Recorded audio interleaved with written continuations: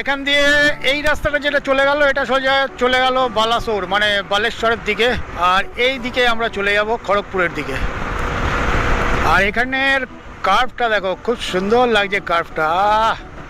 এখান দিয়ে কর্নারিং করতে খুব দারুণ লাগে।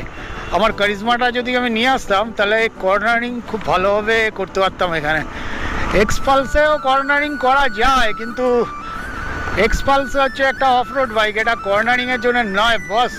তো দেখেছো কি সুন্দর রাউন্ড, পুরো আমরা এদিক দিয়ে ঘুরে এদিক দিয়ে চলে এলাম।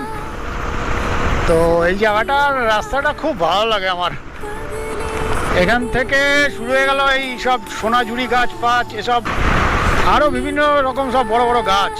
খুব ভালো লাগে এই রোডটা। এবার লোধাশুলি জঙ্গলের দিকে যত যাব তত গাছ বাড়তে থাকবে। চলো এই ফ্লাইওভারটা পার করে আমরা খড়গপুরটাকে বাইপাস করে বেরিয়ে চলে যাচ্ছি। খড়গপুর টাউনটা সম্ভবত বাঁদিকে। বোর্ড দেখা যাচ্ছে সামনে, দেখি কি লেখা আছে বোর্ডে। সবই তো সামনের দিকে অ্যারো মার্ক, মানে রাস্তাটা সোজাই যাচ্ছে, কোনো একা বেঁকা কিছু নেই। সম্বলপুর, নাগপুর সব সোজা।